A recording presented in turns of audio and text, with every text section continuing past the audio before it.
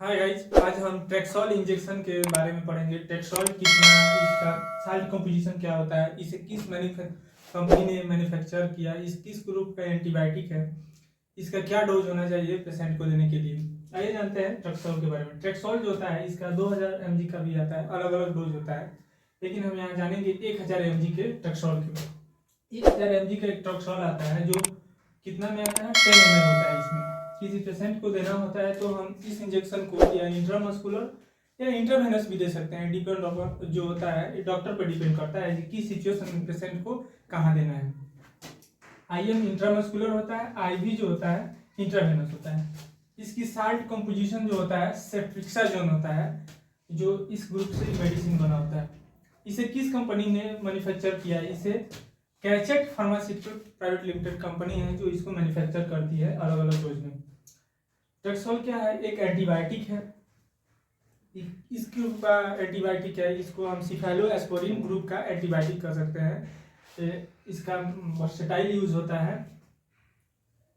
इसका यूज होता है जैसे बैक्टीरियल इन्फेक्शन, किसी प्रकार का बैक्टीरियल इन्फेक्शन में उसको हम इस इंजेक्शन को दे सकते हैं। इसके अलावा ब्रेन इन्फेक्शन में, यानी बुखार होता है ब्रेन, उसको ब्रेन फीवर को मेनिंजाइटिस बोला जाता है, उस कंडीशन में ये बहुत ही इफेक्टिव मेडिसिन होता है ट्रेक्सॉल।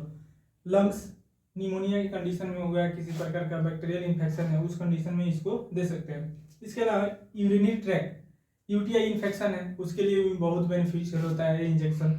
उस कंडीशन में जैसे स्किन सॉफ्ट टिश्यू, किसी प्रकार का इन्फेक्शन है जॉइंट्स में, उस कंडीशन में भी इस इंजेक्शन को हम दे सकते हैं। इसके अलावा एक बहुत ही बेनिफिशियल होता है सर्जरी वाले पेशेंट में। अगर जैसे हमको किसी पेशेंट का सर्जरी करते हैं, जैसे आजकल यूट्रस सर्जरी होता है, यानी किसी भी मेजर सर्जरी में ट्रेक्सॉल का इंजेक्शन हम लोग रेगुलर देते हैं पेशेंट को, जिससे उसकी हेलिंग प्रॉपर्टी जो होता है बहुत ही जल्दी रिकवर हो जाता है और इन्फेक्शन कम होता है। इस इंजेक्शन को देते हैं तो इसका कुछ साइड इफेक्ट भी होता है। इसका कंट्राडिक्शन है किस कंडीशन में देना चाहिए। इसे साइड इफेक्ट में जान सकते हैं, जैसे इसका डायरिया हो जाएगा। यदि किसी पेशेंट को दे रहे हैं ये इंजेक्शन, इस इंजेक्शन के देने के बाद अगर डायरिया हो गया तो उस कंडीशन में इस इंजेक्शन को रोक देना चाहिए।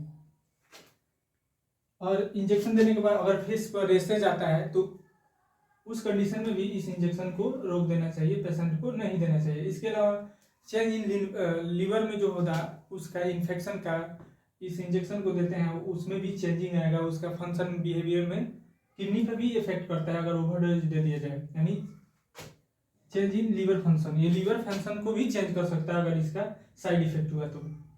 टेम्परेरी रेडनेस, जिस पोजीशन पर हम इंजेक्शन देते हैं अगर इसका इन्फेक्शन हुआ तो वहाँ टेम्परेरी रेडनेस बने रहेगा, पेन होगा, इचिंग ज़्यादा होगा, ये सभी इन्फेक्शन साइड इफेक्ट होता है इस इंजेक्शन का।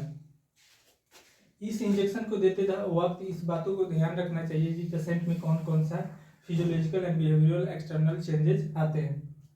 यदि वीडियो अच्छा लगा है तो लाइक एंड शेयर सब्सक्राइब करें। Thank you for watching this video.